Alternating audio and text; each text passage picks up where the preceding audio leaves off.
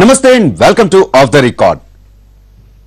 Congress high command కు ఎన్ని బాంబులు రాసుకున్నా తగ్గనంత తలనొప్పి, బుర్ర బద్దలు కొట్టుకుంటున్నా ఏం చెయ్యాలో తోచటం లేదట అధినాయకత్వానికి. తెలంగాణలో ఏం చేస్తే పార్టీ గాడిలో పడుతుందో అర్థం కాక జుట్టు పీక్కుంటున్నారు ఢిల్లీ పెద్దలు. రాష్ట్రంలో పార్టీని యథాతథ స్థితిలోనే వదిలేద్దామా లేక మార్పులు చేసి పరుగులు పెట్టిద్దామా అన్న తర్జన భర్జనలో ఉందట కాంగ్రెస్ నాయకత్వం. ఏమన్నా చేద్దామన్నా ఏం చేయాలి అన్న దానిపైనే క్లారిటీ రావట్లేదట అధిష్టానానికి.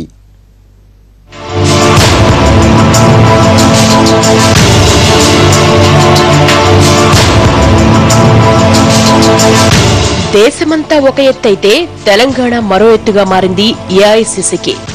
ఎన్నికల్లో పార్టీని గెలిపించలేకపోయిన నేతలు ఆ తర్వాత కూడా పార్టీని పరుగులు పెట్టించలేకపోతున్నారన్న భావన ఢిల్లీ నేతల్లో బలంగా ఉందంట. పరిస్థితిని చక్కదిద్దేందుకు తీవ్రంగా ఆలోచించేస్తున్న ఏఐసీసీ అనేక ప్రత్యామ్నాయాలను పరిశీలిస్తోందని తెలుస్తోంది. నాయకత్వ మార్పు, బహునాయకత్వం లాంటి పలు ఆప్షన్స్ పై కాంగ్రెస్ నాయకత్వం కసరత్తు చేస్తోందట. లోక్సభలో అనేక ఇబ్బందులు ఎదుర్కొని మరీ రాష్ట్ర విభజన బిల్లు నెగ్గించిన తెలంగాణలో అధికారంలోకి రాకపోవడాన్ని తీవ్ర అవమానంగా భావిస్తున్నారు ఢిల్లీ నేతలు. కేంద్రంలో అధికారంలోకి రాలేకపోయామన్న బాధ కంటే తెలంగాణలో కాంగ్రెస్ అధిష్టానాన్ని తీవ్రంగా వేధిస్తోంది. అందుకే వచ్చే ఎన్నికల నాటికైనా పరిస్థితిని చక్కదిద్దాలనే ప్రయత్నాల్లో ఉన్నారు ఢిల్లీ నేతలు.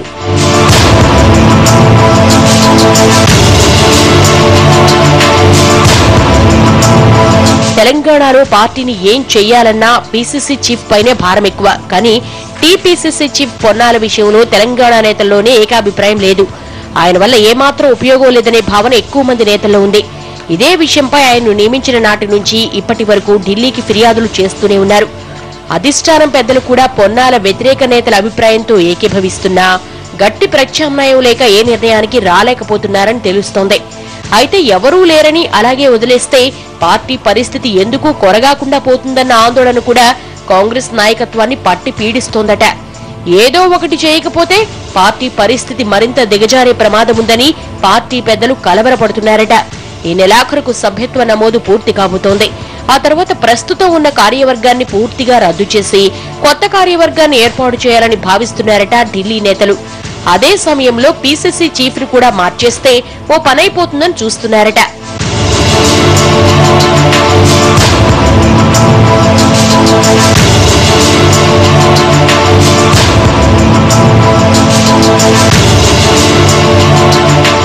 పార్టీ ఫ్యూచర్ కోసం టీపీసీసీ చీఫ్ ను మార్చాలన్న ఆలోచన అయితే బాగుంది. కానీ బీసీ నేతకు పార్టీ పగ్గాలు అప్పగించామని అప్పట్లో ఘనంగా చెప్పుకొని ఇప్పుడు ఈయన్ని తొలగించడం బాగుంటుందా అన్న సందేహం పార్టీ నాయకత్వాన్ని ఇరుకున పెడుతోందట.